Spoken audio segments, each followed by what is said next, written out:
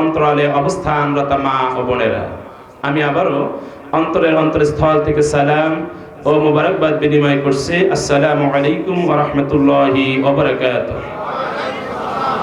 লাখো কোটি তারিফ প্রশংসা জ্ঞাপন করি আল্লাহ সুবহানাহু ওয়া তাআলা দরবার ইলাহিতে, যে মহান রব্বুল আলামিন যে সময়ে গোটা দুনিয়ার সভ্য জাতিগুলি সভ্য জাতির উপর প্রাধান্য পাওয়ার লক্ষ্যে বিভিন্ন পরিকল্পনা করছে, যে সময়ে সারা বিশ্বের ইসলাম বিদ্বেষী শক্তিগণ ইসলাম নামক জ্যোতিকে এক ফুৎকারে নির্বাপিত করার লক্ষ্যে বিভিন্ন ষড়যন্ত্র করছে, ঠিক এহেন ভয়াবহ যুগ সন্ধিক্ষণে যে মহান রব্বুল আলামিন তার মহাগ্রন্থ আল কোরআন এবং রাসূলের নির্দেশিত হাদিস থেকে কিছু মূল্যবান কথা শোনার, বোঝার এবং জীবনে বাস্তবে আমল করার লক্ষ্যে এহেন পবিত্রতম মজলিস তথা মাজালিসুর রহমাতের মধ্যে হাজির হওয়ার তৌফিক এনায়েত করেছেন।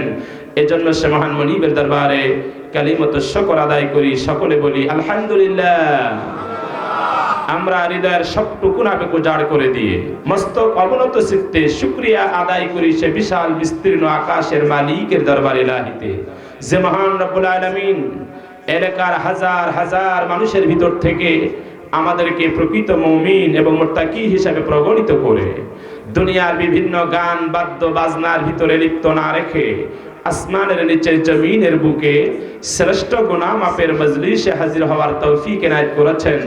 এই জন্য সে মহান মনিবের দরবারে আবারও শুকরিয়াতাম, সকলে বলি আলহামদুলিল্লাহ। সম্মানিত হাজিরিন, রাসূল করিম সাল্লাল্লাহু আলাইহি ওয়াসাল্লাম বলেছেন, মাইয়ুরিদুল্লাহু বিহি খায়রান ইউফাক্কিহু ফিদ্দীন। আল্লাহ পাক দুনিয়ার কোন মানুষকে যখন ভালোবাসে, পছন্দ করে, তখন ওই বান্দার ভিতরে আল্লাহ কোরআন এবং হাদিসের জ্ঞান ঢুকিয়ে দেয়। আর আল্লাহ রাব্বুল আলামিন দুনিয়ার কোন বান্দার উপরে যখন রহমত নাজিল করতে ইচ্ছা করে, তখন ওই বান্দাকে আল্লাহ পাক কোরআন এবং হাদিসের মজলিসে হাজির করে দেয়। কারণ কোরআন এবং হাদিসের মজলিসে হাজির হয়ে কোরআনের আলোচনা শুনলে রহমত নাজিল হয় কার পক্ষ থেকে? আরো জোরে বলেন, ইয়াতলুনা কিতাবাল্লাহ ওয়া ইয়াতাদারাসুনাহু বাইনাহুম ইল্লা নাযালাত আলাইহিমুস সাকিনাহ। বুখারীর বর্ণনা, আবু হুরায়রা রাদিয়াল্লাহু তাআলা আনহু থেকে হাদিস। রাসূল করিম সাল্লাল্লাহু আলাইহি ওয়াসাল্লাম বলেছেন, দুনিয়ার কোন মানুষ যখন একত্রিত হয়ে কোরআন থেকে আলোচনা শুনতে থাকে, আল্লাহ পাক ওই কোরআন শোনা বান্দার উপরে আরশ আজিম থেকে খাস রহমত নাজিল করে দেয়। এই পৃথিবীতে বাইবেলের আলোচনা শুনলে রহমত পাওয়া যায় না, রামায়ণ, গীতা, মহাভারতের আলোচনা শুনলে রহমত পাওয়া যায় না, কিন্তু কোরআনে কারীমের আলোচনা শুনলে রহমত পাওয়া যায় কার পক্ষ থেকে? আরো জোরে বলেন। তবে এই রহমতটা পাওয়ার জন্য শর্ত হলো দুইটা। কয়টা? শর্তটা আমার দেওয়া শর্ত নয়, যিনি রহমত নাজিল করবে তিনার দেওয়া শর্ত। তিনি কে? আরো জোরে বলেন, তিনি কে? আল্লাহ রাব্বুল আলামিন বলেন, সত্য হলো ফাসতামিউ লাহু ওয়া আনসিতু লাআল্লাকুম তুরহামুন।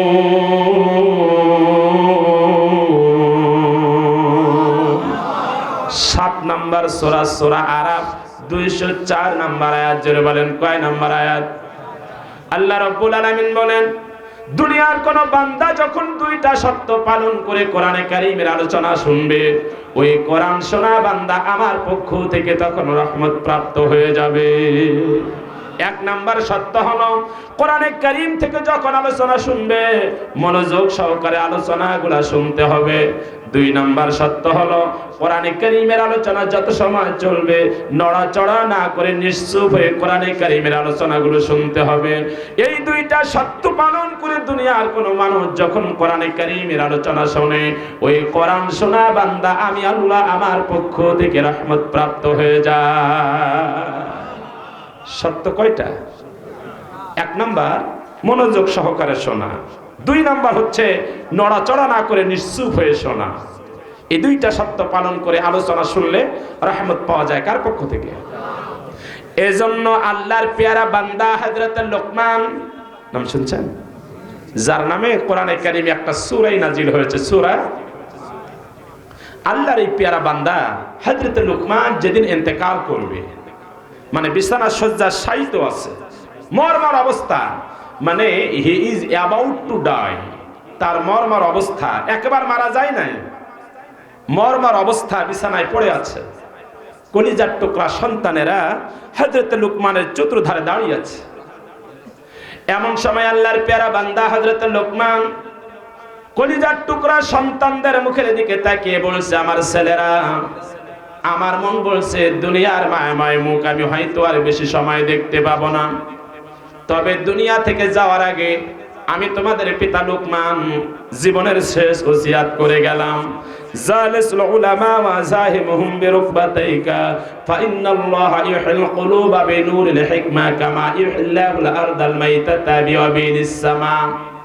হযরত লুকমান তার ছেলেদেরকে ওসিয়াত করছে, ও আমার কলিজার টুকরা সন্তানেরা, দুনিয়ার কোন আলেমের সামনে আল্লাহর কথা শোনার জন্য যখন বসে যাবে, কার কথা? আরো জোরে বলেন, আমরা কার কথা শোনার জন্য বসে আছি? হযরত লুকমান ছেলেদেরকে বলছে, দুনিয়ার কোন আলেমের সামনে যখন আল্লাহর কথাগুলো শোনার জন্য তোমরা বসে যাবে, তখন সামনের দুইটা হাঁটু গাড়ি দিয়া ভদ্রতার সাথে বসে আল্লাহর কথাগুলো শ্রবণ করবা। তোমরা যদি ভদ্রতার সাথে বসে আল্লাহর কথাগুলো শুনতে পারো, আল্লাহ পাক সাথে সাথে তোমাদের মরা অন্তর আল্লাহ জীবিত করে দেবে। কামা ইউহিল্লাহুল আরদাল মাইতাতা বিওয়াবিলিস সামা। আকাশ থেকে পানি পাওয়ার পরে মরা জমিন যেমন জিন্দা হয়ে যায়। কি হয়ে যায়? বৈশাখ, চৈত্র বৈশাখ মাসে পানির অভাবে জমিন মারা যায়, ফেটে চৌচির হয়ে যায়। আল্লাহ পাক যখন আকাশ থেকে পানি বর্ষণ করে আষাঢ় শ্রাবণ মাসে, আকাশের পানি পাওয়ার পরে মরা জমিনটা সাথে সাথে কি হয়ে যায়? আকাশের পানি পাওয়ার পরে মরা জমিন যেমন জিন্দা হয়ে যায়, দুনিয়ার কোন মানুষ যখন আরামকে হারাম মনে করে আমার মাওলাকে পাওয়ার জন্য কোরআনের ময়দানে বসে আলোচনা শুনতে থাকি, আল্লাহ রাব্বুল আলামিন কোরআন শোনা বান্দার মরা অন্তরটা আল্লাহ সাথে সাথে জীবিত করে দেয়। এই পৃথিবীতে কোন বক্তব্য শুনলে মরা অন্তর জীবিত হয় না, কিন্তু কোরআনে কারীমের আলোচনা শুনলে মরা অন্তর কে জীবিত করে দেয়? কারণ কোরআনে কারীম পৃথিবীর কোন মানুষের বক্তব্য নয়, এই বক্তব্যটা কার? The Holy Quran is the greatest and the last book of God, revealed for the guidance of mankind. It is not religious book for the Muslim, but it is book of knowledge. So if you follow his advice, you will be happy. সুবহানাল্লাহ বলেন। কোরআনে কারীমের আলোচনা শুনলে মানুষের মরা অন্তরটা কেন জীবিত হয়ে যায়? তার কারণ হচ্ছে কোরআনে কারীম পৃথিবীর কোন মানুষের বক্তব্য নয়, এই বক্তব্যটা হলো আল্লাহ রাব্বুল আলামিনের পক্ষ থেকে গোটা পৃথিবীর মানুষের জন্য সর্বশেষ এবং সর্বশ্রেষ্ঠ বক্তব্য। কোরআনে কারীমের আলোচনা শুনলে মরা অন্তর জীবিত হয়ে যায়, তার কারণ হলো it is not religious book for the Muslim. যে কোরআন থেকে আলোচনা হচ্ছে, এই কোরআন শুধু মুসলমানদের হেদায়েতের জন্য আসে নাই, but it is book of knowledge, বরং সব ধর্মের মানুষের জ্ঞান ভান্ডার পূর্ণ কিতাব হিসাবে কোরআন কে নাজিল করেছে? আরো জোরে বলেন, কোরআন কে নাজিল করেছে? এজন্য কোরআনের আলোচনা শুনলে মানুষের মরা অন্তরটা কে জীবিত করে দেয়? এজন্য আমরা আজকে সে কোরআন থেকে কিছু আলোচনা শুনবো ইনশাআল্লাহ। সম্মানিত হাজিরিন, আমি স্টেজে উঠে ওই কোরআনুল কারীমের ছোট্ট একটা আয়াত আপনাদের সামনে তেলাওয়াত করেছি। যে আয়াতটা আমি দেখেছিলাম হজ শেষে মদিনাতুল মুনাওয়ারা রাসূল করিম সাল্লাল্লাহু আলাইহি ওয়াসাল্লামের রওজা মুবারক জিয়ারতের জন্য বাবু সালাম নামক গেট দিয়ে যখন প্রবেশ করতেছিলাম, যারা হজ এবং উমরা করেছে তারা জানে যে দরজা দিয়ে রাসূলকে সালাম দেওয়ার জন্য প্রবেশ করতে হয়, ওই দরজাটার নাম হলো বাবু সালাম। যারা বলেন কি? এই বাবু সালাম নামক গেটের একেবারে উপরে ডান পাশে ছোট্ট করে কোরআনে কারীমের আয়াতটা সোনালী অক্ষরে লেখা, লাকাদ কানা লাকুম ফি রাসূলিল্লাহি উসওয়াতুন হাসানা। আমার সাথে একজন দুইজন নয়, অনেকগুলো মুহাদ্দিস, অনেকগুলো মুফতি আমার সাথে হজে গিয়েছিলেন। আমি যখন বাবু সালাম নামক গেটের ডান পাশে যখন কোরআনে কারীমের আয়াতটা দেখলাম, আমি আঙ্গুলে ইশারা করে মুহাদ্দিসদেরকে বললাম, ভাইজান তাকায়া দেখেন আল্লাহ রাব্বুল আলামিন কত সুন্দর কোরআনে কারীমের আয়াতটা সোনালী অক্ষরে সুন্দর করে লেখা রয়েছে। আমি যখন আয়াতটা দেখলাম, আমার যেন মনে হলো আল্লাহ রাব্বুল আলামিন দুনিয়ার সব হাজী বান্দাদেরকে ডাক দিয়ে বলছেন, আল্লাহ পাক যেন ঘোষণা করছেন, ও দুনিয়ার হাজী বান্দারা, এমন একজন নবীর কাছে তোমরা প্রবেশ করছো, এমন একজন নবীকে সালাম দেওয়ার জন্য তুমি প্রবেশ করতেছো, যে নবীকে, যে রাসূলকে আমি রব্বুল আলামিন দুনিয়ার সাধারণ কোন মানুষের আদর্শ দিয়ে আমি আল্লাহ দুনিয়ায় পাঠাই নাই। সুবহানাল্লাহ বলবো না? আরো জোরে বলেন সুবহানাল্লাহ। লাকাদ কানা লাকুম ফি রাসূলিল্লাহি উসওয়াতুন হাসানা। কার বক্তব্য? আরো জোরে বলেন। আল্লাহ রাব্বুল আলামিন, আমার যেন মনে হলো কোরআনে কারীমের আয়াতটা লেখা দেখে আল্লাহ পাক ডাক দিয়ে বলছে, দুনিয়ার মানুষ, আমি আমার রাসূলকে দুনিয়ার সাধারণ কোন মানুষের আদর্শ দিয়ে আমি আল্লাহ দুনিয়ায় পাঠাই নাই। যে রাসূলের আদর্শের সার্টিফিকেট আল্লাহ রাব্বুল আলামিন আরশ আজিম থেকে দিয়েছে। পৃথিবীতে একজন মানুষের আদর্শের সার্টিফিকেট আসমান থেকে এসেছে, তিনি কে? আরো জোরে বলেন, মুহাম্মদ সাল্লাল্লাহু। পৃথিবীতে বর্তমান সময়ে সারা দুনিয়ার মধ্যে একজন ব্যক্তির আদর্শ জীবনী নিয়ে সবচেয়ে বেশি গবেষণা হচ্ছে, রিসার্চ হচ্ছে, তিনি হলো আপনার আমার নবী মুহাম্মদ রাসূলুল্লাহ। তার বাস্তব আমেরিকার গবেষণা সংস্থা, নাম হচ্ছে পিউ রিসার্চ সেন্টার। যেরকম কি নাম? আমেরিকার এই গবেষণা সংস্থা বর্তমান সময়ে একটা তথ্য প্রকাশ করেছে। তারা বলেছে যে বর্তমান সময়ে দৈনিক সারা পৃথিবীতে ৮,৫০০-এর বেশি অমুসলিম মুসলমান হচ্ছে। কত? দৈনিক সারা পৃথিবীতে ৮,৫০০-এর বেশি অমুসলিম মুসলমান হচ্ছে। আমেরিকার গবেষণা সংস্থা বলছে এই গতি যদি অব্যাহত থাকে ২০৭০ সালের মধ্যে গোটা পৃথিবীতে খ্রিস্টানদের টপকায়া মুসলমানের সংখ্যা দ্বিগুণ হয়ে যাবে। আমেরিকার এই গবেষণা সংস্থা তথ্য দিয়েছে সারা বিশ্বের ইহুদি, খ্রিস্টান, হিন্দু, বৌদ্ধ যুবকেরা সবচেয়ে বেশি ইসলামের প্রতি আকৃষ্ট হচ্ছে। তার কারণ হলো তারা বর্তমান সময়ে একজন ব্যক্তির জীবন আদর্শ নিয়ে সবচেয়ে বেশি গবেষণা করছে, তিনি হলো মুসলমানদের নবী মুহাম্মদ রাসূলুল্লাহ সাল্লাল্লাহু আলাইহি ওয়াসাল্লাম। আর রাসূলের জীবন আদর্শ নিয়ে যত বেশি গবেষণা করছে তত বেশি তারা বলতে বাধ্য হচ্ছে যে we believe that the prophet হযরত মুহাম্মদ সাল্লাল্লাহু আলাইহি ওয়াসাল্লাম was one of the ideal man, that the world has ever said he walk for welfare of man, if you follow his advice you will be happy. সুবহানাল্লাহ। আমেরিকার গবেষণা সংস্থা বলছে বর্তমান সময় হিন্দু, বৌদ্ধ, খ্রিস্টান তারা মুসলমানদের নবীর জীবন আদর্শ গবেষণা করে তারা বলতে বাধ্য হচ্ছে যে আমরা সারা পৃথিবীতে অন্যান্য ধর্মগুরুর জীবনী আদর্শ নিয়ে গবেষণা করেছি, কিন্তু মুসলমানদের নবীর জীবন আদর্শ নিয়ে যখন গবেষণা করলাম তখন বুঝতে পেরেছি মুসলমানদের নবী দুনিয়ার বুকে সাধারণ কোনো মানব ছিলেন না। We believe that the Prophet Hazrat Muhammad sallallahu alaihi wasallam was one of the ideal man. আমরা বিশ্বাস করে নিলাম মুসলমানদের নবী গোটা পৃথিবীর ভিতরে একজন আদর্শবান মহামানব ছিলেন, কারণ তিনি তার জীবনের সার্বক্ষণিক মানুষের কল্যাণের জন্যই কাজ করে গেছে। সুতরাং if you follow his advice you will be happy. ও দুনিয়ার মানুষ, তোমরা যদি সুখী হতে চাও, শান্তি পেতে চাও, তাহলে মুসলমানদের নবীর আদর্শ মেনে সে অনুযায়ী জীবন গঠন করে নাও। আর যারা বলেন সুবহানাল্লাহ। যে নবীর আদর্শ মানার ব্যাপারে দুনিয়ার মানুষকে অর্ডার করেছে, নির্দেশ করেছে কে? আর যারা বলেন قل إن كنتم تحبون الله فاتبعوني يحببكم الله ويغفر لكم ذنوبكم والله غفور رحيم।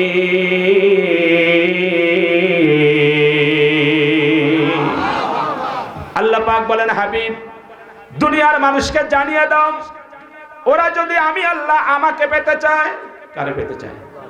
আর যারা বলে আমরা কারে পেতে চাই? আর রাত জেগে কষ্ট করে কোরআনের তাফসীর শুনছি কারে পাওয়ার জন্য? রাত জেগে আল্লাহর গোলামেরা আল্লাহর কুদরতি পা সিজদা দিয়ে চোখের পানি ছেড়ে কান্দে কারে পাওয়ার জন্য? পৃথিবীতে যত ইবাদত করি কারে পাওয়ার জন্য? আল্লাহ রাব্বুল আলামিন বলেন, হাবিব দুনিয়ার মানুষকে জানিয়ে দাও, ওরা যদি আমি আল্লাহ আমাকে পেতে চায়, আমার ভালোবাসা পেতে চায়, ফাত্তাবিউনি, তাহলে ওরা যেন তোমার ইত্তেবা করে, তোমার অনুসরণ করে, তোমার আদর্শ মেনে নেয়। যদি ওরা তোমার আদর্শ মেনে নিতে পারে, আমি আল্লাহ আমার ওয়াদা হলো ওই বান্দাকে হাবিবকুমুল্লাহ, আমি আল্লাহর সাথে সাথে ওই বান্দাকে ভালোবাসবো। সুবহানাল্লাহ। আল্লাহর ভালোবাসা পাওয়া যাবে কার আদর্শ মানলে, কার আনুগত্য করলে। এজন্য পৃথিবীতে হুকুম মানবো কার? আরো জোরে বলেন, পৃথিবীতে হুকুম মানবো কার? আর এই হুকুমটা মানতে হবে রাসূলের তরিকা অনুযায়ী। কিসের তরিকা অনুযায়ী? আরো জোরে বলেন। ভাই, এই পৃথিবীতে আপনি যত ভালো কাজ করেন না কেন, ওই ভালো কাজে যদি রাসূলের তরিকা অনুযায়ী না হয়, ওই ভালো কাজের কোনো সওয়াব হবে না, বরং গুনাহ হবে। যারা বলেন কি হবে? ভালো কাজ, কিন্তু যদি রাসূলের তরিকা অনুযায়ী না হয়, সওয়াবের পরিবর্তে কি হবে? তার বাস্তব একটা দৃষ্টান্ত আপনাদের শোনাই। আচ্ছা, আপনারা ঈশার নামাজ আদায় করছেন, ইমামের পিছনে কয় রাকাত? ওই একই ইমামের পিছনে ফজরের সময় নামাজ আদায় করবেন কয় রাকাত? আসরের সময়, মাগরিবের। কোরআনুল কারীম আপনার সামনে আমি দিলাম, আপনি আমাকে এক জায়গায় খুলে দেখান একই ইমামের পিছনে ঈশার সময় 4 রাকাত আর ফজরের সময় 2 রাকাত পড়তে হবে। কোরআনে কারীমে এটা নাই, কোরআনে কারীমে এটা নাই, এজন্য আপনি দেখাতে পারবেন না। কোরআনে কারীমে নামাজের ক্ষেত্রে যেটা এসেছে, ওয়াকিমুস সালাহ, তোমরা নামাজ কায়েম করো, নামাজ প্রতিষ্ঠিত করো, নামাজ পড়ো, এই অর্ডারটা কার? এখন এই নামাজটা আপনি পড়বেন কিভাবে, এই কাইফিয়াতটা আপনাকে শিখতে হবে রাসূল থেকে। যেটা বলেন কিসের থেকে? এখন আপনি যদি বলেন ঈশার নামাজ ইমামের পিছনে 4 রাকাত পড়েছে, নামাজের চাইতে শ্রেষ্ঠ সওয়াবের ইবাদত পৃথিবীতে আর নাই, এজন্য আমি ঈশার সময় যেহেতু 4 রাকাত পড়েছে, ফজরের সময় 2 রাকাত পড়বো না, 4 রাকাত পড়বো, সওয়াব হবে না গুনাহ হবে? আর যারা বলেন ভালো কাজ, কিন্তু কি হবে? কারণ এটা রাসূলের তরিকা অনুযায়ী হচ্ছে না, রাসূলের আদর্শ অনুযায়ী হচ্ছে না। আমার রাসূল যেহেতু ঈশার সময় 4 রাকাত পড়েছে, এজন্য 4 রাকাত, ফজরের সময় 2 রাকাত পড়েছে, এজন্য 2 রাকাত, আসরে 4 রাকাত পড়েছে, এজন্য 4 রাকাত, মাগরিবে 3 রাকাত, এজন্য কয় রাকাত? আপনি যদি এখানে বাড়িয়ে দেন, সওয়াবের পরিবর্তে কি হবে? এজন্য এই রবিউল আউয়াল মাসে আমার এক মুসল্লি, আমি একটা বাজার কেন্দ্র মসজিদে জুমার নামাজ পড়াই যখন এলাকায় থাকি, তো আমার এক মুসল্লি আমার কাছে চিঠি লিখে পাঠিয়ে দিয়েছে, হুজুর টেলিভিশনে দেখলাম ঢাকা, চট্টগ্রাম, বাংলাদেশের বড় বড় শহরে রবিউল আউয়াল মাস, রাসূল আগমনের মাসে বড় বড় শহরে হাজার হাজার মানুষ জশ্নে জুলুস, আনন্দ মিছিল বের করেছে। কি বের করেছে? এই মিছিলে তারা রাসূলের উপরে দুরূদ শরীফ পড়ছে, নাত পরিবেশন করছে। হুজুর আপনি তো আমাদের কোনোদিন অনুমতি দেন না এই জশ্নে জুলুস, আনন্দ মিছিল বের করার জন্য, আপনি যদি অনুমতি দিতেন তাহলে আমরাও সাতক্ষীরায় একটা বড় জশ্নে জুলুস, আনন্দ মিছিল বের করতাম।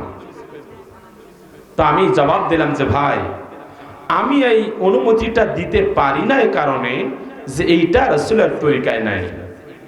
কিসের তরিকায়? আরো জোরে বলেন। ভালো কাজ, কিন্তু রাসূলের তরিকা অনুযায়ী যদি না হয়, ওই ভালো কাজের সওয়াব হবে না, গুনাহ হবে। আমি কি ওয়াজ বুঝাতে পারছি আপনাদের? এজন্য পৃথিবীতে আমরা হুকুম মানবো কার? আর এই হুকুমটা মানতে হবে কার তরিকা অনুযায়ী, কার আদর্শ অনুযায়ী। আমার বন্ধুরা, রাসূলের আদর্শ অনুযায়ী, তরিকা অনুযায়ী যদি হুকুম মানতে পারেন, তখন আপনাকে ভালোবাসবে কে? আর আল্লাহ পাক যখন দুনিয়ার কোন বান্দাকে যখন ভালোবাসে, তখন তার প্রতিদান হয় ওয়ায়াগফির লাকুম যুনুবাকুম ওয়াল্লাহু গফুরুর রহিম।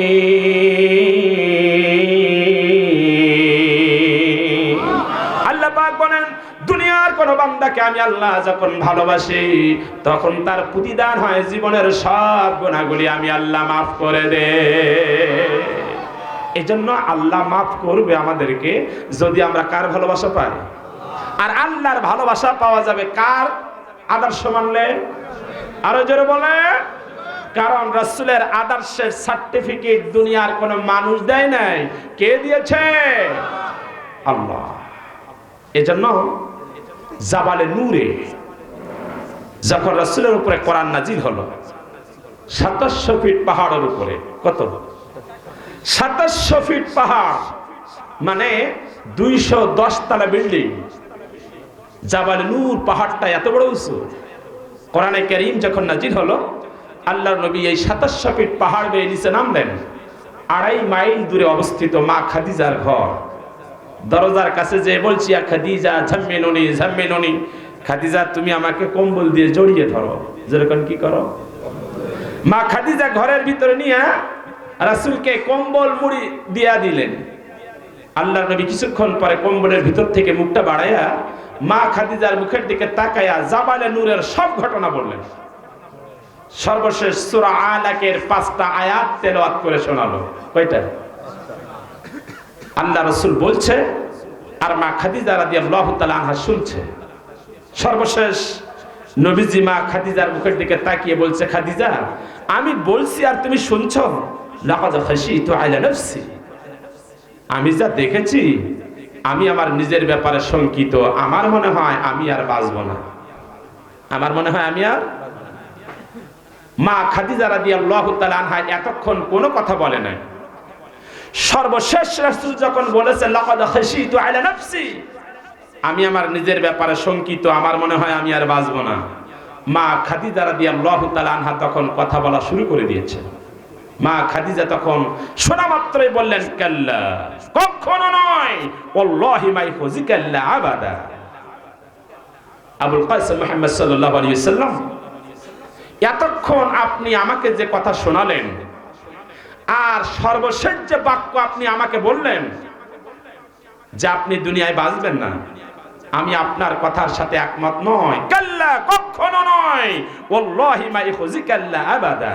এতক্ষণ যে কথা আপনি আমাকে শোনালেন, আমি খাদিজা যা বুঝেছি, আমার মন বলছে আল্লাহ আপনাকে কখনোই অপমান করবে না, অপদস্থ করবে না, বরং আল্লাহ আপনার মর্যাদা বাড়িয়ে দিবে।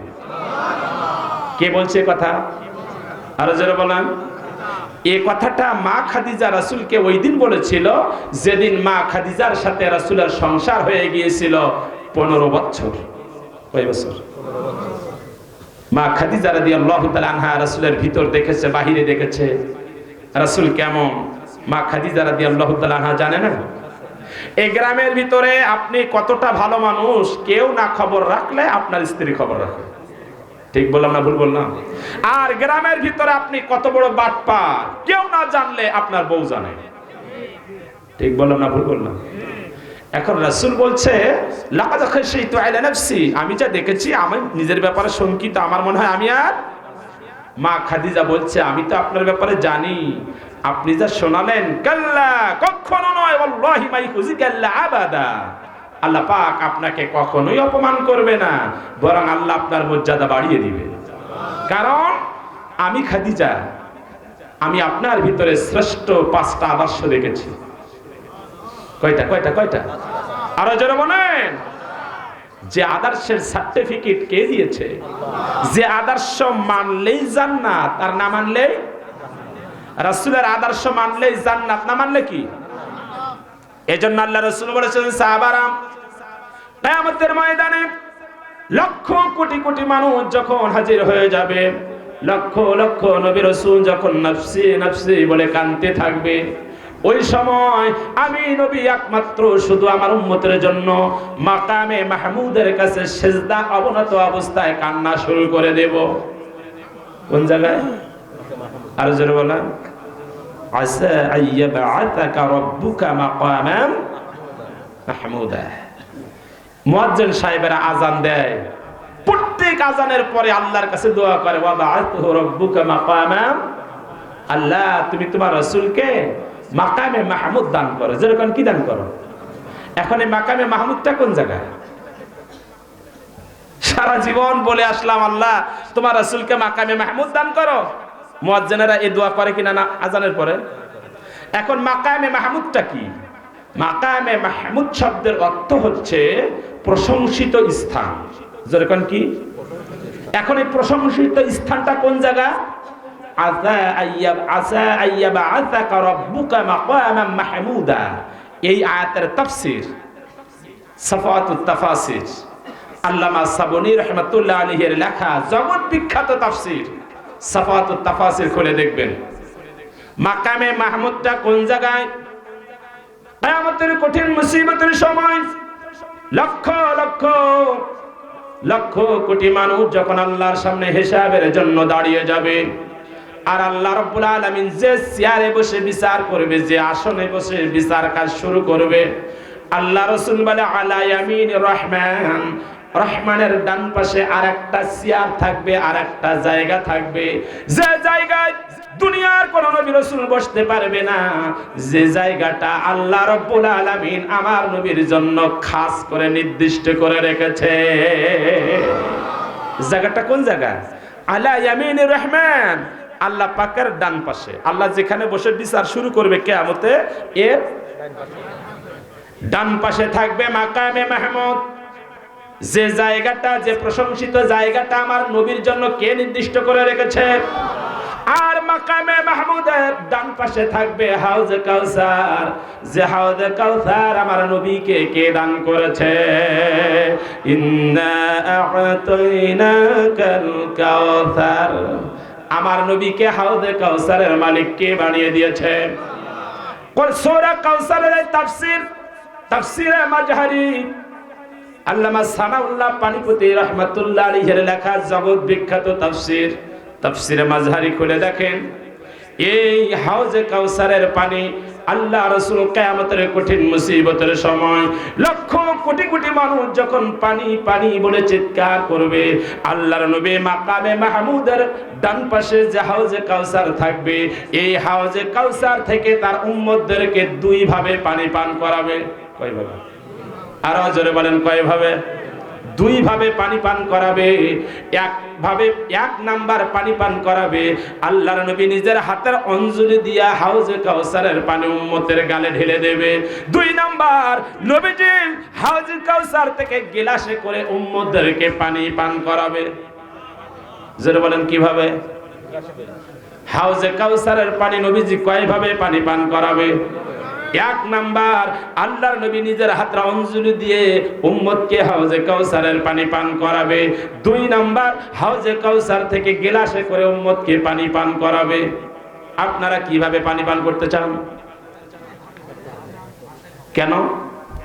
হাতে বেশি ধরে না গিলাসে বেশি ধরে পানি? সাহাবায়ে কেরাম বলেন, ইয়া রাসূলুল্লাহ, ইয়া হাবিবাল্লাহ, হাউজে কাউসারের পানি গিলাসে করে আমরা এক গ্লাস, দুই গ্লাস না, শত শত গ্লাস হাউজে কাউসারের পানি আমরা পান করতে চাই না। আপনার হাত মোবারকে হাতের অঞ্জলির এক ফোঁটা হাউজে কাউসারের পানি যদি আমাদের গালে পড়ে যায়, আমাদের জীবনটা ধন্য হয়ে যাবে। এখন প্রশ্ন হলো, হাউজে কাউসারের পানি নবীজি উম্মতকে পান করাবে কয়ভাবে? নিজের হাতের অঞ্জলি দিয়া আর গিলাসে করে। প্রশ্ন হলো, কোন উম্মতকে নবীজি নিজের হাতের অঞ্জলি দিয়ে হাউজে কাউসারের পানি পান করাবে, আর কোন উম্মতকে গিলাসে করে হাউজে কাউসারের পানি পান করাবে? প্রশ্ন আছে না নাই? এই জন্য বলেন। জবাব হলো, আল্লাহ রাসূল বলেন, সাহাবারা কিয়ামতের কঠিন মুসিবতের সময় লক্ষ লক্ষ নবী রাসূল যখন নফসি নফসি বলে যখন কান্না শুরু করে দেবে, আমি নবী একমাত্র আমার উম্মতের জন্য মাকামে মাহমুদের কাছে সিজদায় অবনত অবস্থায় কান্না শুরু করে দিব। ওই সময় জিবরাইল আলাইহিস সালাতু ওয়াস সালাম আমাকে ডাক দিয়ে বলবে, ইয়া রাসূলুল্লাহ, ইয়া হাবিবাল্লাহ, উহুদের ময়দানে আপনার মাথা রক্ত অনেক ঝরেছিল, হেলমেট ভেঙে কপালের ভিতরে ঢুকে গিয়েছিল, দান মোবারক শহীদ হয়ে গিয়েছিল, আপনার মাথা রক্ত উহুদের ময়দান রঞ্জিত করেছিল। আমার বন্ধুরা, হজ শেষে উহুদ পাহাড় দেখার জন্য যখন মদিনাতুল মুনাওয়ারা মসজিদে নববী থেকে রওনা দিয়েছে, মাত্র 2.5 কিলোমিটার দূরে উহুদ পাহাড়। জোরে বলেন, কয় কিলোমিটার? আল্লাহর নবীর মসজিদে নববী থেকে উহুদ পাহাড়টা দেখা যায়।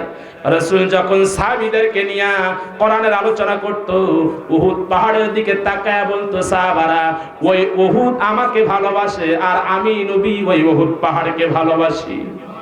কিয়ামতের ময়দানে একটা পাহাড় জাহান্নামে যাবে আর একটা পাহাড় জান্নাতে যাবে। যে পাহাড়টা জান্নাতে যাবে হাদিসের ভাষায় ওই পাহাড়টার নাম হলো উহুদ। ওই পাহাড়টার নাম কি? এই উহুদ পাহাড় যেদিন দেখতে গেলাম, উহুদ পাহাড়ের নিচে একজন নবীর কবর আছে। উহুদ পাহাড়ের নিচে একজন নবীর কবর রয়েছে। তিনি হলো হযরতে মুসা আলাইহিস সালাতুস সালামের ভাই হারুন আলাইহিস সালাতুস সালামের কবর। যারা বলেন কার?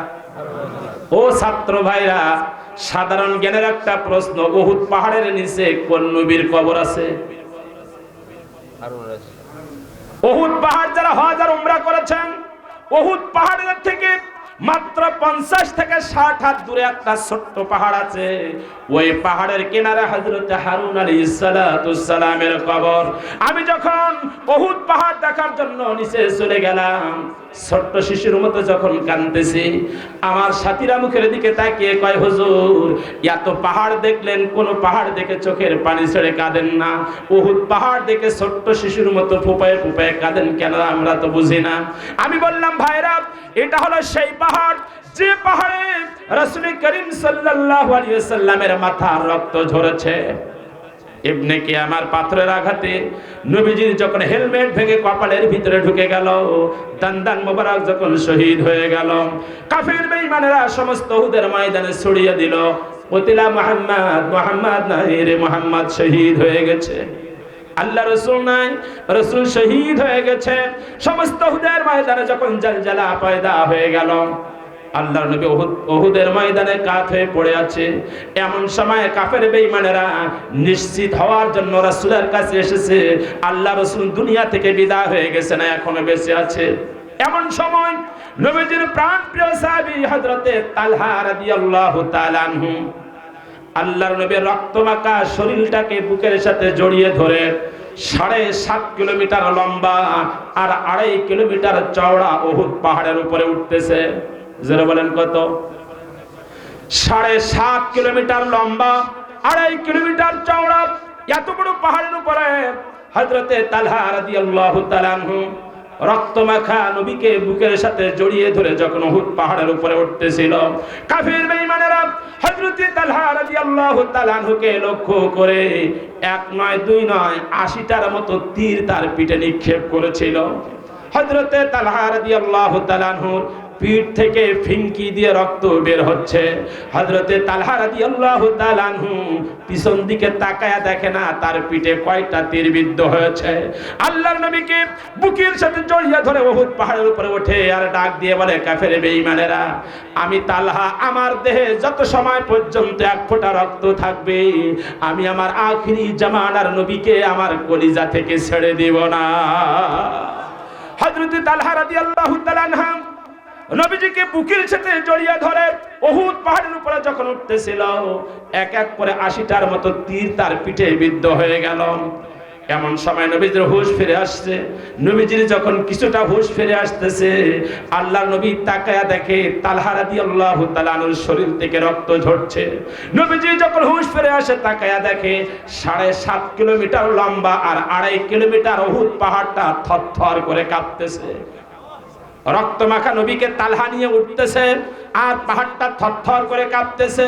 ওই সময় নবীজি রক্তমাখা হাত উহুদ পাহাড়ের উপরে ধাক্কা দিয়ে বলছে, উহুদ, তোর উপরে একজন আখিরি জামানার নবী, গোটা পৃথিবীর নবীদের সর্দার, আর একজন জীবন্ত শহীদ হযরতে তালহা উঠতেছে, তুই থেমে যা।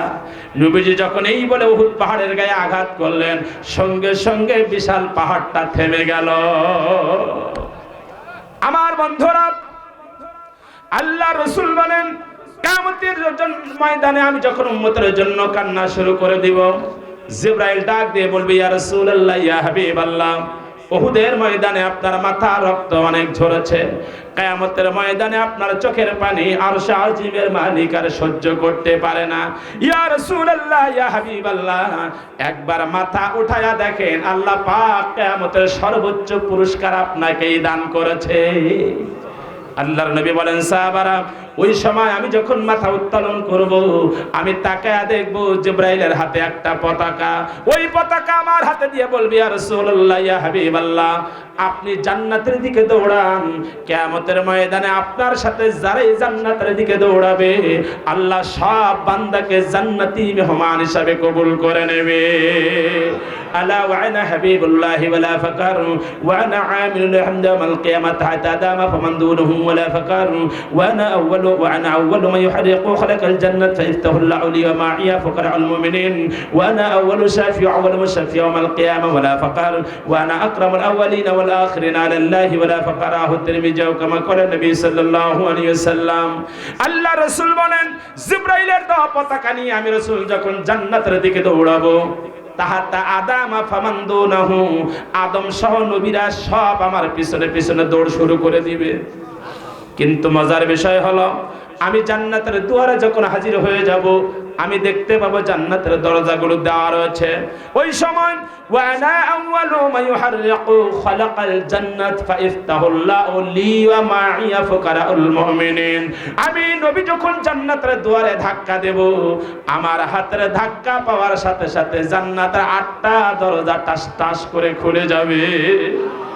আল্লাহ রাসূল বলেন, সাহাবারা, ওই সময় কিয়ামতের ময়দানে আমি নবী যখন জান্নাতের ভিতরে প্রবেশ করব, দুনিয়ার কোন নবী আমার সাথে যেতে পারবে না, বরং আমার একদল গরীব মুমিন উম্মত আমার সাথে আল্লাহর জান্নাতি মেহমান হয়ে যাবে। সাহাবায়ে কেরাম বলেন, ইয়া রাসূলুল্লাহ, ইয়া হাবিবাল্লাহ, আপনার ওই উম্মতেরা এমন কি আমল করবে, কি ভালো কাজ করবে, যে ভালো কাজের কারণে সব নবীদের আগে আপনার সাথে আল্লাহর জান্নাতি মেহমান হয়ে যাবে। আল্লাহ রাসূল বলেন, সাহাবারা, দুনিয়ার বুকে আমার যে উম্মতেরা আমার সুন্নাত, আমার আদর্শ মেনে সে অনুযায়ী জীবন গঠন করে নিয়ে দুনিয়া থেকে বিদায় হয়ে যাবে, কিয়ামতের ময়দানে ওই উম্মত আমি নবী আমার সাথে আল্লাহর জান্নাতি মেহমান হয়ে যাবে। রাসূলের সাথে জান্নাতে যেতে চাই কিনা? কে কে চান হাত উঁচু করে দেখান। লিল্লাহি তাকবীর, লিল্লাহি তাকবীর। তো রাসূলের সাথে জান্নাতে যেতে গেলে রাসূলের কি মানতে হবে? এই জন্য বলেন, কি মানতে হবে? আদর্শ। মা খাদিজা রাদিয়াল্লাহু তাআলা আনহা বলছে, আল্লাহ আপনাকে অপমান করবে না, বরং আপনার মর্যাদা বাড়িয়ে দিবে। কারণ আমি খাদিজা আপনার ভিতরে কয়টা আদর্শ দেখেছি? আরো জোরে বলেন। 1 নাম্বার, আপনার ভিতরে যে আদর্শ আমি দেখেছি, ইন্নাকা লাতাসিলা রাহিমা, আপনার ভিতরে 1 নাম্বার আদর্শ হচ্ছে আপনি আত্মীয়দের সাথে সম্পর্ক ছিন্ন করেন না। সুবহানাল্লাহ বলবো না? আমরা সেই নবীর উম্মত, আমাদের আদর্শ হচ্ছে ভাই হয়ে ভাইয়ের সাথে সম্পর্ক নেই, প্রতিবেশী হয়ে প্রতিবেশীর সাথে সম্পর্ক নেই, বাবা হয়ে মেয়ের সাথে সম্পর্ক নেই, কারণ জমি সব ছেলের নামে লেখা। এরকম বাবা সারসায় নেই, আমার এলাকায় আছে। ভাই, আলোচনা আপনাকে বুঝতে হবে, শিক্ষা নিতে হবে। রাসূলের সাথে জান্নাতে যেতে গেলে রাসূলের কি মানতে হবে? মা খাদিজা বলছে, ওয়াল্লাহি মা ইকুজিকাল্লা আবাদা, আল্লাহ আপনাকে কখনোই অপমান করবে না, বরং আপনার মর্যাদা আল্লাহ বাড়িয়ে দিবে। কারণ আমি দেখেছি আপনার ভিতরে কয়টা আদর্শ? 1 নাম্বার, ইন্নাকা লাতাসিলা রাহিমা, আপনি নিকট আত্মীয়দের সাথে সম্পর্ক ছিন্ন করেন না। আর আমরা সেই নবীর উম্মত, আত্মীয় তো দূরের কথা, বাবা হয়ে মেয়ের সাথে সম্পর্ক নেই, জমি সব ছেলের নামে লেখা। আল্লাহর কসম, এই কাজ যারা করেছেন, মেয়ে যদি আপনাকে মাফ না করে জান্নাতে যাওয়ার কোনো পথ নেই। আপনি নামাজ পড়বেন সওয়াব হবে, রোজা রাখবেন সওয়াব হবে, হজ করবেন সওয়াব হবে, কিন্তু নামাজ রোজা হজের সওয়াবের গাড়ি আপনাকে জান্নাত পর্যন্ত নিতে পারবে না। তার ভিতরে ব্যাটারি ফিউজ, তার ভিতরে কি? এজন্য মেয়ের হক নষ্ট করা। মা খাদিজা রাদিয়াল্লাহু তাআলা আনহা বলছে, আপনার ভিতরে এটা 1 নাম্বার আদর্শ। 2 নাম্বার, আপনার ভিতরে শ্রেষ্ঠ আদর্শ হচ্ছে ওয়াতুইনু আলা নাওয়াইবিল হক। আমি খাদিজা দেখেছি আপনি কোন সময় হক কথা, সত্য কথা বাতিলের সামনে গোপন করেন না, বরং সব সময় বাতিলের সামনে মাথা উঁচু করে হক কথা উচ্চ স্বরে বলেছেন। যারা হক কথা, সত্য কথা উচ্চ স্বরে বাতিলের সামনে বলে, আল্লাহ তাদের মর্যাদা কমায় না, বরং মর্যাদা আরো জোরে বলে। তার বাস্তবতা, তার বহিঃপ্রকাশ আমরা লক্ষ্য করেছি। বিশ্ববিখ্যাত মুফাসসির কোরআন আল্লামা দেলোয়ার হোসেন সাঈদী রাহমাতুল্লাহ আলাইহির জানাজায় এক নয় দুই নয় লক্ষ লক্ষ মানুষ চোখের পানি ছেড়ে তার জন্য আল্লাহর কাছে দোয়া করেছে। এই সম্মান, এই মর্যাদা তাকে কে বাড়িয়ে দিল? আরো জোরে বলেন। কারণ বিশ্ববিখ্যাত মুফাসসির কোরআন আল্লামা দেলোয়ার হোসেন সাঈদী রাহমাতুল্লাহ আলাইহি যতদিন দুনিয়ায় জীবিত ছিলেন ততদিন বাতিলের কাছে মাথা নত করে নাই। হক কথা, কোরআনের কথা উচ্চ স্বরে বলেছে, জোরে ঠিক কি না? রাসূল বলেছে ইন্নাল্লাহা ইয়ারফাউদ দারাজাতা বিহাযাল কিতাব আকওয়ামা। যারা কোরআনের হক কথা মানুষের সামনে উচ্চ স্বরে বলতে পারে, আল্লাহ পাক তাদের মর্যাদা দুনিয়ায়ও বাড়িয়ে দেয়, আখিরাতেও। আরো জোরে বলেন, দুনিয়ায়ও বাড়িয়ে দেয়, আখিরাতেও। 13টি বছর বিশ্ববিখ্যাত মুফাসসিরকে যারা অন্ধকার প্রকাশের ভিতরে আবদ্ধ করে রেখেছিল, তারা মনে করেছিল বছরের পর বছর যদি তাকে জেলখানায় বন্দী করে রাখা হয়, মানুষ মনে হয় তার প্রতি ভালোবাসা হারিয়ে ফেলবে। যারা বলে ঠিক কিনা? এই ধারণা নিয়ে তাকে যারা বন্দী করেছিল, আমরা ইতিহাস দেখেছি, আমরা বইয়ের ভিতরে পড়েছি, তাদের বাপের জানাজায় 18 জন মানুষও খুঁজে পাওয়া যায় নাই। অথচ আল্লামা দেলোয়ার হোসেন সাঈদী রাহমাতুল্লাহ আলাইহির জানাজায় 18 জন নয়, 18শত নয়, 18,000 নয়, লক্ষ লক্ষ মানুষ হাজির হয়ে চোখের পানি ছেড়ে তাকে দুনিয়া থেকে বিদায় করে দিয়েছে। এই সম্মান তাকে কে দিয়েছে?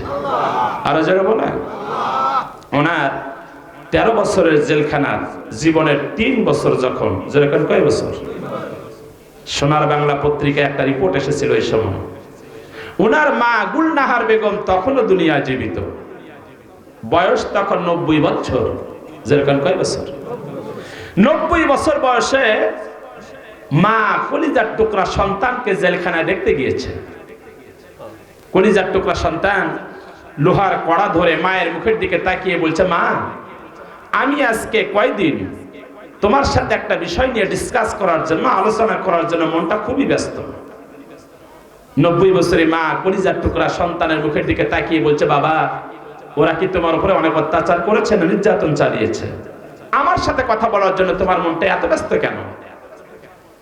কলিজার টুকরা সন্তান 90 বছরের মায়ের মুখের দিকে তাকিয়ে বলছে, মাগো, ওরা আমার উপরে যে অত্যাচার করেছে তা তো করেইছে, কিন্তু যে বিষয়টা নিয়ে আমি কথা বলতে চাই, ওরা গোপন সূত্রে আমার কাছে সংবাদ পাঠিয়েছে। আমি যদি কোরআনের ময়দানে কোরআনের হক কথাগুলো গোপন করে দেই, ওদের বিরুদ্ধে যদি কোনো কথা না বলি, ওরা আমাকে এখান থেকে জামাই আদর করে ছেড়ে দিবে। আর যদি কোরআনের ময়দানে হক কথাগুলো বলি, ওদের বিরুদ্ধে যদি কথাগুলো হয়ে যায়, ওরা আমার জীবনটা ফাঁসির কাস্টে ঝুলিয়ে দিতে পারে। মাগো, আমি আমার নিজের ব্যাপারে সিদ্ধান্ত নিয়েই ফেলেছি, তারপরেও তোমার কাছে আমি জানতে চাই, আমি আমার জীবনের মায়ায় কোরআনের হক কথা গোপন করে দিব না জীবনের মায়া উপেক্ষা করে বাতিলের সামনে কোরআনের হক কথা উচ্চ স্বরে বলবো? 90 বছরের মা কলিজার টুকরা সন্তানের মুখের দিকে তাকিয়ে বলছে, বাবা, আমি তো আল্লাহ রাব্বুল আলামিনের কাছে তোমাকে জন্য চাই নাই যে তুমি বাতিলের কাছে মাথা নত করে কোরআনের হক কথা গোপন করে দিবা। বাবারে, তুমি জানো না, যেদিন তুমি আমার গর্ভ থেকে দুনিয়ায় জন্মগ্রহণ করলা, তুমি দুনিয়ায় জন্মগ্রহণ করার মাত্র 3 দিন পরে আমাদের গ্রামে একটা মাহফিলে, একটা জলসায় আল্লামা আবু জাফর সিদ্দিক রাহমাতুল্লাহ আলাইহি, ওই ফুরফুরা দাদা হুজুরের মেজো ছেলে আল্লামা আবু জাফর সিদ্দিক রাহমাতুল্লাহ আলাইহি একটা মাহফিলে এসেছিল। বয়স তখন তোমার মাত্র 3 দিন। জোরে বলেন, কয়দিন? মাহফিল শেষ করে আল্লামা আবু জাফর সিদ্দিক রাহমাতুল্লাহ আলাইহি যখন আমাদের বাড়িতে তোমার আব্বার সাথে এসেছিল, তোমার আব্বার মুখের দিকে তাকিয়ে বলছিল, আল্লাহ রাব্বুল আলামিন তোমার ওরসে একটা ছেলে সন্তান দান করেছে। তোমার আব্বা অবাক হয়ে যায়, আমার ছেলে হয়েছে, আমি তো হুজুরকে বলি নাই। আর হুজুরের বাড়ি তো বাংলাদেশে না, হুজুর জানলো কেমনে আমার ছেলে হয়েছে? ওই সময় তোমার আব্বা এক দৌড় দিয়া আমার কোল থেকে তোমাকে নিয়া আল্লামা আবু জাফর সিদ্দিক রাহমাতুল্লাহ আলাইহির কোলে উঠাইয়া দেয়। বয়স তখন তোমার 3 দিন। জোরে বলেন, কয়দিন? আল্লামা আবু জাফর সিদ্দিক রাহমাতুল্লাহ আলাইহি 2 হাত বাড়িয়ে তোমাকে কোলে করে নিয়া তোমার মুখের দিকে তাকিয়ে বলেছিল এই ছেলেটার নাম হবে দেলোয়ার হোসেন। বাবারা তুমি জানো না, আল্লামা আবু জাফর সিদ্দিক রাহমাতুল্লাহ আলাইহি তোমার নাম রাখার কিছুক্ষণ পরে তোমার চোখের দিকে তাকায়া শাহাদাত আঙ্গুল উঁচু করে বলেছিল তুমকো দেলোয়ার নেহি হোতা তুমকো তলোয়ার হোতা। তার মানে হলো তোমার নামের অর্থই হলো যুদ্ধে বিজয়ী বীর। এজন্য আমি তোমার মা 90 বছর বয়সে ওসিয়াত করে গেলাম, খবরদার খবরদার জীবনের মায়ায় কোরআনের হক কথা কখনোই গোপন করে দিবা না। আর এ কারণে যদি তুমি শহীদ হয়ে যাও, কিয়ামতের ময়দানে লক্ষ কোটি কোটি মানুষ যখন আল্লাহ রাব্বুল আলামিনের সামনে হিসাবের জন্য দাঁড়িয়ে যাবে, আর আমি তোমার মা আল্লাহর সামনে যখন হিসাবের জন্য দাঁড়িয়ে যাব, আর তুমি যখন আমার ডান পাশে শাহাদাতের মঞ্চে দাঁড়িয়ে থাকবা, ওই সময় আমি যেন আল্লাহ রাব্বুল আলামিনকে বলতে পারি রব্বুল আলামিন আমার জীবনের কোনো আমল তোমার দরবারে কবুল না হতে পারে, আমার জীবনের কোনো ভালো কাজ তোমার দরবারে কবুল না হতে পারে, কিন্তু তাকায়া দেখো একজন শহীদের মা হয়ে তোমার দরবারে হাজির হয়েছি। মরতেই হবে যখন শহীদ মরণ দেও আমাকে, মরতেই হবে যখন শহীদ মরণ দেও আমাকে। শাহাদাতে জানি জীবন আছে, মরতেই হবে যখন শহীদ মরণ দেও আমাকে। আল্লাহ নসিব করুক যেরকম আমিন। বিশ্ববিখ্যাত মুফাসসির সারা জীবন কোরআনের তাফসীর করেছে আর আল্লাহর কাছে দোয়া করেছে শহীদের মৃত্যু যেন বলে ঠিক কি না। আল্লাহর কাছে আমরা দোয়া করি আল্লাহ পাক কোরআনের পাখিকে শহীদের সর্বোচ্চ মাকাম দান করুক যেরকম আমিন। আরো জোরে বলেন আমিন। আমার বন্ধুরা, কোরআনের পথে যারা থাকে, কোরআনের কথা যারা বলে, আল্লাহ তাদের মর্যাদা দুনিয়ায়ও বাড়িয়ে দেয়, আখিরাতেও। আল্লামা সাইদের মর্যাদা শুধু কি জানা যায় লক্ষ লক্ষ মানুষ, এটাই কি মর্যাদা না আখিরাতেও? আরো জোরে বলে আখিরাতে কি মর্যাদা? عن عمر رضي الله تعالى عنه قال النبي صلى الله عليه وسلم إن من عباد الله لا أناس ما هم بأنبياء ولا شهداء يقتلون الشهداء يوم القيامة بمكان من الله. قالوا يا رسول الله تخبرنا من هم؟ قال هم قوم تحبوا، قال هم قوم تحبوا به الله على غربا فالنور لا يخافون إذا خاف الناس ولا يحزنون إذا حزن الناس كما قال النبي صلى الله عليه وسلم إن في الجنة لموعد من يقود عليها غرف من جبجات لها أبواب مؤتة تدعو كما يدعو الكواكب الدرية. فقال يا رسول الله ما يسكنها؟ قال المتحبون في المتذالسون في الله والمتلاقون في رواه البيهقي أو كما قال النبي صلى الله عليه وسلم. কিছু অসুবিধা হচ্ছে নাকি? আলোচনা চলবে না দোয়া করে দেব? সালার পক্ষে কে কে আছেন হাত উঁচু করে দেখা। লিল্লাহি তাকবীর, লিল্লাহি তাকবীর। যারা কোরআনের হক কথা বলে তাদের মর্যাদা শুধু দুনিয়ায় না আখিরাতেও। আখিরাতে কেমন? এতক্ষণ যে হাদিস বললাম এটা বলতে গেলে অনেক সময় লেগে যাবে, আর সময় আমি আমার ওইদিকে দেব না, কারণ এখন আমার কয়েকটা পয়েন্ট বাকি আছে, ঠিক না? আখিরাতে কোরআনের হক কথা বর্ণনাওয়ালাদের মর্যাদা কি আরেকদিন দেখা হলে বলবো ইনশাআল্লাহ। মা খাদিজা রাদিয়াল্লাহু তাআলা আনহা বলছে আল্লাহ ওয়াল্লাহি মা ইখজিকাল্লা আবাদা, আল্লাহ আপনাকে কখনোই অপমান অপদস্থ করবে না, বরং মর্যাদা বাড়িয়ে দিবে। কারণ আপনার ভিতরে আমি কয়টা আদর্শ দেখেছি? 2 নম্বর আতুইনু আলা নওয়াইবিল হক। আমি দেখেছি আপনি কখনোই হক কথা গোপন করেন না, সত্য কথা বাতিলের সামনে উচ্চ স্বরে বলেছেন। সুবহানাল্লাহ বলেন। আমরা সেই নবীর উম্মত, আমাদের আদর্শ আহারে কেন্দ্র মসজিদের ইমামতি ঠিক রাখার জন্য, দেশের সর্বোচ্চ ঈদগাহ ময়দানের ইমামতি ঠিক রাখার জন্য বাতিলদের সাথে একত্রিত হয়ে আল্লাহর গোলামের ফাঁসির জন্য স্লোগান দেয় শাহবাগে। এরকম বদমাইশ আছে না নেই? এই জার্মানে এরকম বদমাইশ আছে না নেই? এদের শাস্তি কি আরেকদিন বলবো, যেহেতু সাবজেক্ট ওইটা না, এজন্য আমি আজকে ওটা বলবো না। মা খাদিজা রাদিয়াল্লাহু তাআলা আনহা বলছে আপনার ভিতরে 3 নাম্বার শ্রেষ্ঠ আদর্শ হচ্ছে অতকরিমু দাঈফা। আমি দেখেছি আপনার ভিতরে 3 নাম্বার শ্রেষ্ঠ আদর্শ হচ্ছে আপনি মেহমানদের সাথে মেহমানদারি করেন। যেরকম কি করেন? আরো যেন বলেন। আমরা সেই নবীর উম্মত, আমাদের আদর্শ হচ্ছে মেহমান বাড়িতে আসলে নাক ছিটকায়। এরকম আছে না নাই মাহবুব ভাই? আরো যেন বলেন, আছে না নাই? অথচ আল্লাহ রাসূল আত্মীয়তা দূরের কথা, অমুসলিম মানুষও যদি মেহমান হয়ে রাসূলের কাছে আসতো, রাসূল উত্তম আদর্শ দিয়ে তাদেরকে মেহমানদারি করত। আর যারা বলেন সুবহানাল্লাহ। ছোট্ট একটা ঘটনা আমি আপনাদের শোনাই।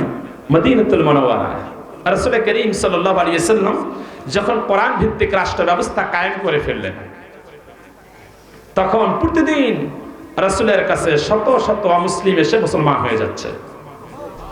খবর ছড়িয়ে পড়লেন সারা দুনিয়ায়। দৃশ্য দেখার জন্য সারা পৃথিবী থেকে কয়েক শত দল মদিনাতুল মুনাওয়ারায় হাজির হয়ে গেল পর্যায়ক্রমে। সর্বশেষ রোম সম্রাট 5 জন খ্রিস্টান পাঠালো। কয়জন? তোমরা দেখে আসো মুসলমানদের নবী কিভাবে রাজ্য পরিচালনা করে, যার কারণে দিনের পর দিন অসংখ্য অমুসলিম মুসলমান হয়ে যাচ্ছে। 5 জন খ্রিস্টান প্রতিনিধি দল আসলো দৃশ্য দেখার জন্য। তারা মদিনায় এসে মসজিদে নববীর কাছে এসে দেখে রাসূলের কয়েকজন সাহাবী এক জায়গায় বসে কোরআনের আয়াত নিয়ে আলোচনা করছে। কি নিয়ে? আরো জোরে বলেন। সাহাবীদের অভ্যাস ছিল কোরআনের আয়াত কয়েকজন এক জায়গায় হলে কোরআনের আয়াত নিয়ে আলোচনা করা। আমরা সেই নবীর উম্মত, আমাদের আদর্শ হচ্ছে 3 জন চায়ের দোকানে এক জায়গায় হলে গীবত আর সমালোচনা করা। এরকম রাসূলের উম্মত ছাড়সায় নেই, আমার সাক্ষীরা আছে। হ্যাঁ, গীবত আর সমালোচনা আছে না নাই? আচ্ছা, এই গীবতটা শুধু কি পুরুষেরাই করে না মহিলারাও করে?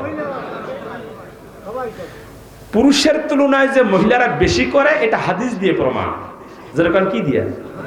রাসূল ঈদের নামাজের জন্য ঈদগাহ দিকে যাচ্ছে, এমন সময় মহিলাদের দিকে তাকায় রাসূল বলল, ইয়া মা'আশারান নিসা তাসাদ্দাকনা ফাইন্না উরিতুকুন্না আকসারু আহলুন নার। ফাকুলনা বিমা ইয়া রাসূলুল্লাহ? ক্বালা তুকসিনা লা'না ওয়া তাকফুরনা আশীরা। রাসূল মহিলাদের দিকে তাকিয়ে বলছে, তোমরা বেশি বেশি দান সদকা করো, কারণ আমি দেখেছি পুরুষের তুলনায় মহিলারা বেশি জাহান্নামী। কোথায়? ফাকুলনা বিমা ইয়া রাসূলুল্লাহ। মহিলারা বলল, ও আল্লাহর নবী, কোন কারণে আমরা বেশি জাহান্নামী? রাসূল বলছে 2টা কারণ। যেরকম কয়টা? আমার মা বোনেরা কান খাড়া করে শোনো, 2টা কারণে কিয়ামতের ময়দানেও পুরুষের তুলনায় মহিলারা জাহান্নামে যাবে। জোরে বলেন কয়টা? 1 নাম্বার কারণ হলো স্বামীর দেওয়া জিনিস পছন্দ না করা। যেরকম কি না করা? আরো জোরে বলেন। এরকম মহিলা আপনাদের যশোরে নেই, আমার সাক্ষীরা আছে। স্বামীর দেওয়া জিনিস, আল্লাহ রাসূল বলছে, আমি মেরাজে দেখলাম ওয়ারাইতু উখরা মুআল্লাকাতান বিরিজলিহি ফাকুলতু মা শানুহা ইয়া জিবরাইল ফাকালা ওয়া হিয়া আল্লাতী তাখরুজু বিগাইরি ইযনি যাওজিহা। হাদিস। রাসূল বলেন, আমি দেখলাম একদল মহিলার জিহ্বা বের করে আযাবের ফেরেশতারা আগুনের প্রেগ দিয়ে মেরে রেখেছে। ফাকুলতু অবিমা, আমি বললাম কারণটা কি জিবরাইল? এই অবস্থা কেন, এরকম শাস্তি কেন, অপরাধ কি? জিবরাইল কয়, ইয়া রাসূলুল্লাহ ওয়াহিয়াল্লাতী তাখরুজু বিগাইরি ইযনি যাওজিহা। হুজুর, সারা জীবন স্বামীর দেওয়া জিনিস পছন্দ হতো না, নিজে চয়েস করার জন্য নাবারন্ত যশোর। এরকম মা বোনেরা যদি কেউ থাকেন, ওয়াহিয়াল্লাতী তাখরুজু বিগাইরি ইযনি যাওজিহা, স্বামীকে অসন্তুষ্ট রেখে যারা ঘর থেকে বের হয়ে মার্কেটে যায়, আল্লাহ রাসূল বলেছেন, Abu Hurairah radhiyallahu ta'ala said, donation can prosper if they still power to them so they are murtad. আল্লাহ রাসূল বলেন, যে সংসারে পুরুষ লোক বাড়িতে থাকে আর মহিলারা মার্কেট করে, ওই সংসারের অবস্থা তখন 12টা বেজে যায়। দেশেরও 12 বাজে, 1,30,000 টাকা ঋণ। বাস কি বোঝেন আপনি? হ্যাঁ, আমার মা বোনেরা কান খাড়া করে শোনো, মহিলারা কিয়ামতের ময়দানে 2টা কারণে জাহান্নামে যাবে। 1 নাম্বার স্বামীর দেওয়া জিনিস পছন্দ না করার কারণে, 2 নাম্বার কারণ হলো গীবত আর সমালোচনা করার কারণে। কিসের কারণে? যারা বলেন তিনজন মহিলা কলস নিয়ে যদি একটা টিউবওয়েলে হাজির হয়, গ্রামের সব খবর নেওয়া সহজ না কঠিন? আরো যারা বলেন, মুসনাদে আহমদের মধ্যে একটা হাদিস দেখছিলাম আগের দিন, কিয়ামতের ময়দানে মানুষ যে জাহান্নামে যাবে, জাহান্নামে যাওয়ার যে বড় কয়টা কারণ, এর ভিতরে একটা কারণ হলো গীবত আর সমালোচনা। যারা বলেন কি? আল্লাহ পাক আমাদেরকে হেফাজত করুক, যেরকম আমিন। তো সাহাবীদের অভ্যাস ছিল কয়েকজন এক জায়গায় হলে কোরআনের আয়াত নিয়ে আলোচনা করা। যেরকম কি নিয়ে? খ্রিস্টান প্রতিনিধি দল এসে দেখে ওরা কোরআনের আয়াত নিয়ে আলোচনা করছে, তো খ্রিস্টান প্রতিনিধি দল কাছে এসে বলছে, আইনা মালাকুকুম, এই তোমাদের মালিক কই? সাহাবীরা আঙ্গুল ইশারা করে আকাশের দিকে বলছে যে আমাদের মালিক ওই যে। কে? এই পৃথিবীতে মুসলমানদের মালিক কে? আরো জোরে বলেন, মুসলমানদের মালিক কে? সাহাবীরা বলছে আমাদের মালিক একজন, তবে হ্যাঁ পৃথিবীতে আমাদের একজন আমির আছে। কি আছে? আমির আছে, যার কথা মতো আমরা চলাফেরা করি। খ্রিস্টান প্রতিনিধি দল বলছে তোমাদের সে আমিরের নাম কি? সাহাবীরা কয় আমাদের আমিরের নাম হচ্ছে মুহাম্মদ সাল্লাল্লাহু আলাইহি ওয়াসাল্লাম। খ্রিস্টান প্রতিনিধি দল বলছে হ্যাঁ আমরা তো তোমাদের ওই আমিরকে খুঁজতেছি, কোথায় তিনি? সাহাবীরা আঙ্গুল ইশারা করে বললেন আমাদের আমির ওই যে খুরমা বাগানে। কোথায়? আরো জোরে বলেন। আমার ভাইরা, ওয়াজ শুধু শুনলে হবে না, ওয়াজ থেকে শিক্ষা নিতে হবে। গোটা দুনিয়ার নবীদের সরদার, মদিনার প্রেসিডেন্ট কি পড়তেছে? আরো জোরে বলেন। আর আপনাদের প্রেসিডেন্ট কি পড়ে? আমাদের প্রেসিডেন্ট, আমাদের প্রধানমন্ত্রী এত পাড়া পেড়েছে, 16 বছরই গোছানো সংসার, দুপুরে খাবার কপালে জোটে নাই। মদিনার প্রেসিডেন্ট খোরমা বাগানে খোরমা পাড়ে, আর আমাদের প্রেসিডেন্ট, আমাদের প্রধানমন্ত্রী এত পাড়া পেড়েছে, 16 বছরে গোছানো সংসার, কাপড় নেওয়ার সময়। কি বোঝেন আপনি? খ্রিস্টান প্রতিনিধি দল তারা অবাক হয়ে যাচ্ছে, কই কি মদিনার প্রেসিডেন্ট খোরমা বাগান? ঠিক আছে, তোমরা তোমাদের আমিরকে যে বলো রোম সম্রাট আমাদেরকে পাঠিয়েছে, আমরা ওনার কাছে কিছু জানার জন্য এসেছি। সাহাবায়ে কেরাম রাসূলের কাছে যে বলছি, ইয়া রাসূলুল্লাহ সাল্লাল্লাহু আলাইহি ওয়াসাল্লাম, রোম সম্রাট 5 জন খ্রিস্টান প্রতিনিধি দল পাঠিয়েছে, ওরা আপনার কাছে কিছু জানতে চায়। আল্লাহ রাসূল বলছে ঠিক আছে, ওনাদেরকে বসতে দাও, আমি আসতেছি। সাহাবায়ে কেরাম বলছে হুজুর গাছের নিচে সুন্দর জায়গা আছে, বসার ব্যবস্থা করি, কথা বলতে পারবেন। আল্লাহ রাসূল বলছে না, ওনারা মেহমান, ওনাদেরকে ভালো জায়গায় বসতে দাও।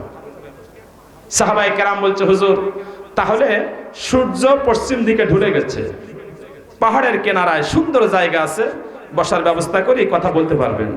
আল্লাহ রাসূল বলল না, ওনারা মেহমান, ওনাদেরকে আরো ভালো জায়গায় বসতে দাও। সাহাবায়ে কেরাম বলেন ইয়া রাসূলুল্লাহ, ইয়া হাবিবাল্লাহ, আপনি এমন কোন জায়গা তো বানান নাই, এমন কোন ঘর তো আপনি নির্মাণ করেন নাই যেখানে বসে আপনি মেহমানদের সাথে কথাবার্তা বলবেন। হুজুর মেহেরবানি করে আপনি বলেন খ্রিস্টান প্রতিনিধি দলটাকে আমরা কোথায় বসতে দেব? আল্লাহর নবী সাহাবায়ে কেরামের মুখের দিকে তাকিয়ে বলছে, সাহাবারা খ্রিস্টান প্রতিনিধি দলটাকে মসজিদে নববীর একটা কর্নারে বসার ব্যবস্থা করে দাও।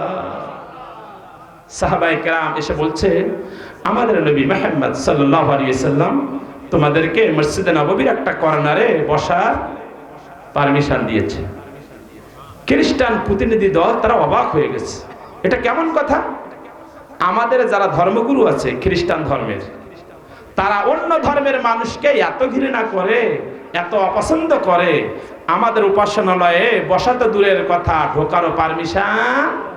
পৃথিবীর ভিতরে একটি ধর্মগুরু আজকে আমরা লক্ষ্য করলাম, যে ধর্মগুরু আমরা খ্রিস্টান হওয়ার পরেও আমাদের ঘৃণা না করে নিজের জায়গায় বসার সুযোগ করে দিল।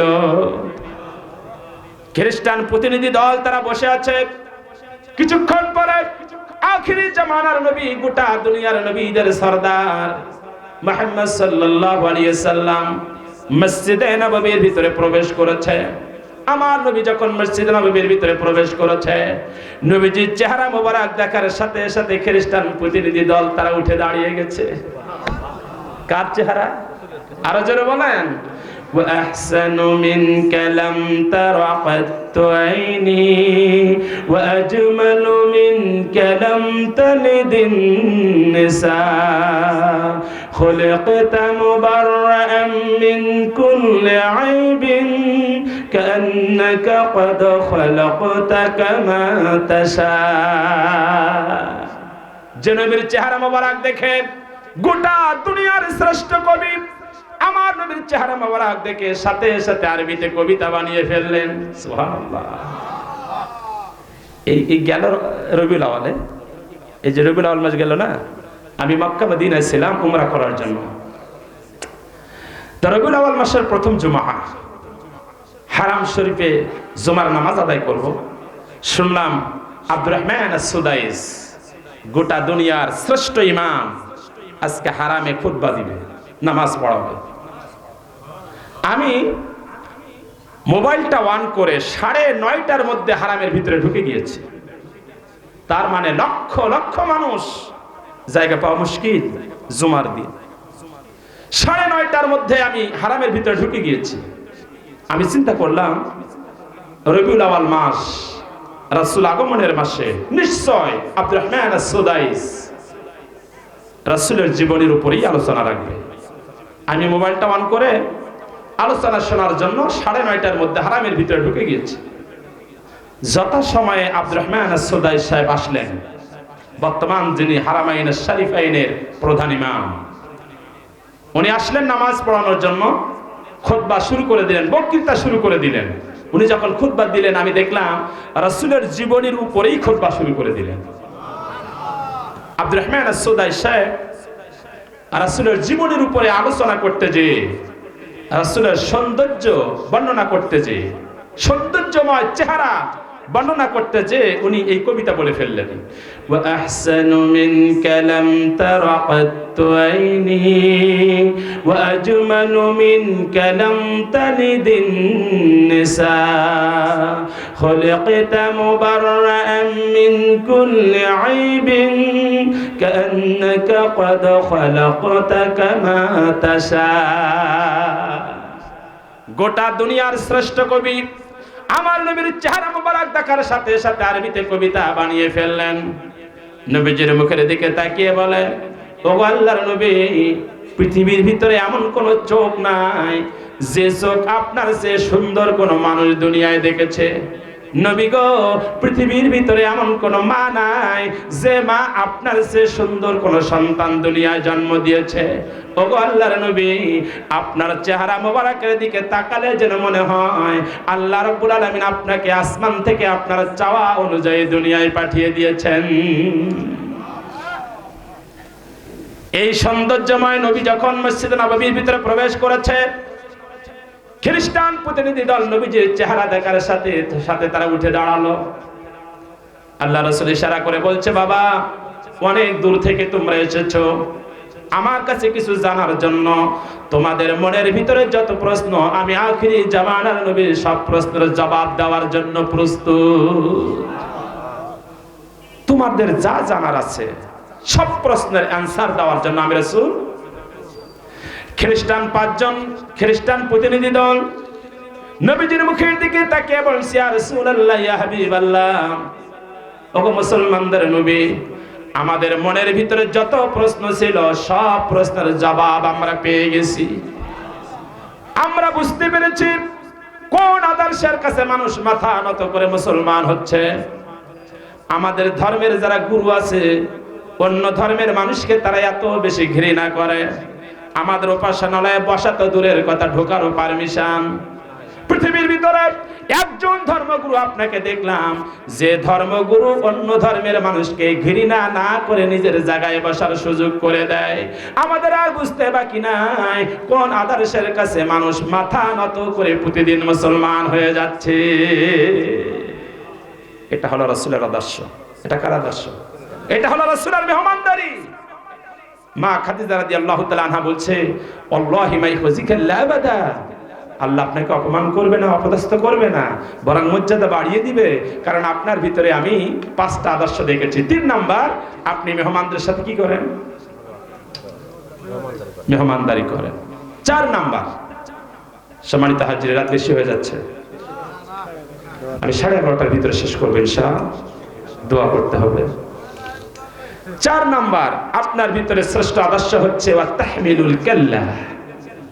আমি খাদিজা দেখেছি আপনি অসহায় ব্যক্তির সহায়ক হয়ে যান। সুবহানাল্লাহ বলবো না?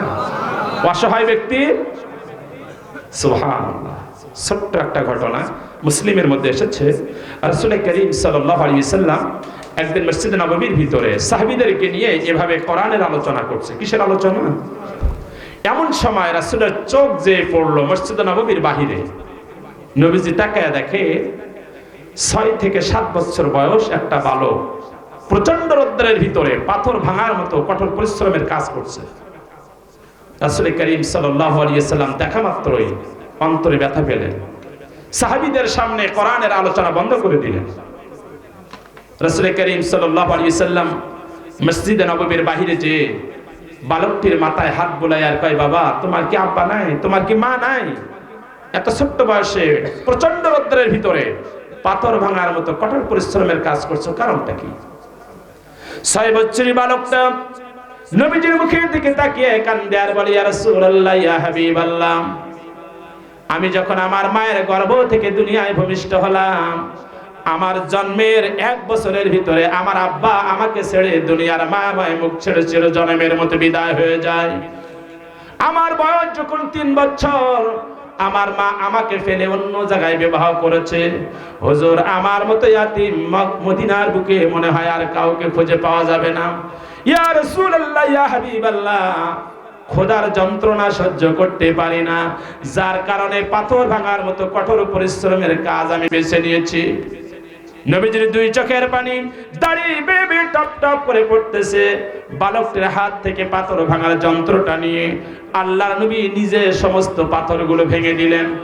পাথরগুলো ভেঙে দেওয়ার পরে বালকটির হাতে পাথর ভাঙা যন্ত্রটা দিয়ে বলছে, বাবা আমি ওই মসজিদের ভিতরে থাকি, যদি তোমার কাছে পাথর ভাঙার মতো আর কঠোর পরিশ্রমের কাজ কোনোদিন আসে, ওই মসজিদ থেকে তুমি আমাকে ডাকবা, আমি তোমার হয়ে কাজগুলা করে দেব।